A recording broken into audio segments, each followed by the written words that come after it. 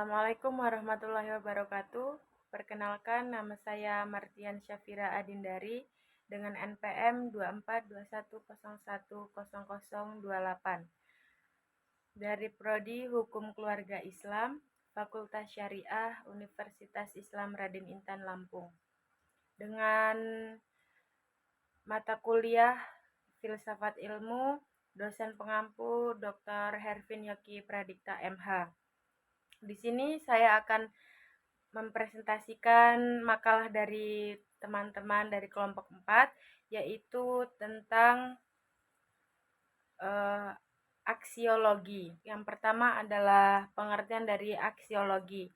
Pengertian secara etimologi, kata aksiologi berasal dari bahasa Yunani yang terdiri dari dua kata, yaitu aksios yang berarti layak atau pantas, dan logos yang berarti ilmu atau studi mengenai.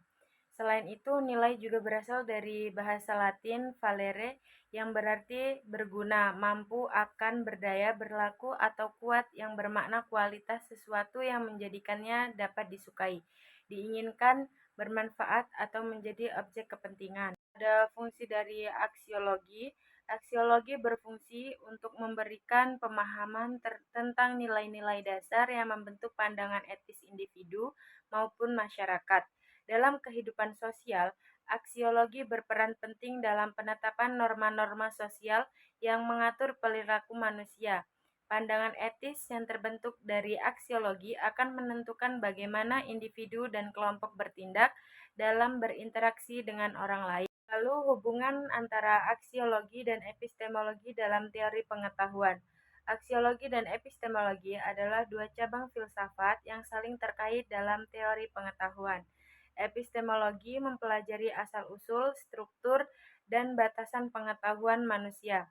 Sementara aksiologi berfokus pada nilai-nilai yang terkandung dalam pengetahuan tersebut.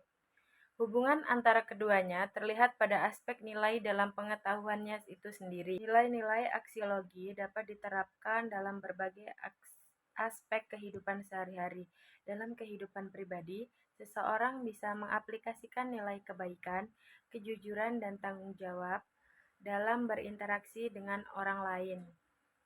Misalnya, dalam hubungan keluarga, seseorang dapat menerapkan nilai kasih sayang dan saling menghormati yang membantu menciptakan keharmonisan dalam rumah tangga. Lalu, aliran atau pendekatan dalam studi aksiologi. Studi aksiologi berkembang dalam berbagai aliran dan pendekatan yang masing-masing memiliki cara pandang tersendiri terhadap nilai dan moralitas. Beberapa pendekatan utama dan aksiologi antara lain aksiologi moral, aksiologi estetika, pragmatisme, konsekuensialisme, dan deontologi. Terus lalu ada eudaimonisme. Lalu peran aksiologi dalam membentuk moralitas individu masyarakat. Aksiologi memiliki peran fundamental dalam pembentukan moralitas, baik pada tingkat individu maupun masyarakat. Pada tingkat individu, aksiologi memberikan dasar bagi pembentukan karakter dan sikap moral. Nilai-nilai yang diterima oleh individu akan membentuk pandangan hidup dan membimbing tindakan-tindakannya sesuai dengan norma sosial dan moral.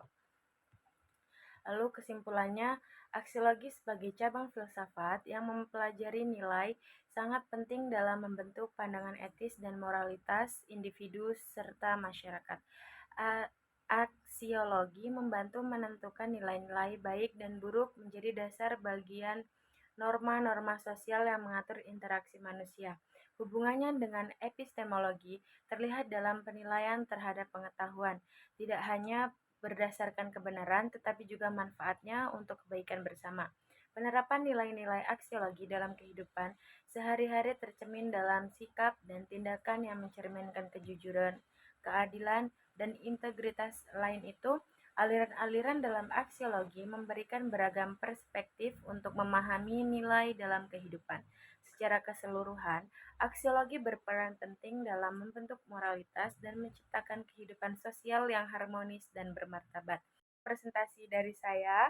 Apabila ada salah kata dan kurangnya saya mohon maaf. Wabillahi taufik wal hidayah. Wassalamualaikum warahmatullahi wabarakatuh.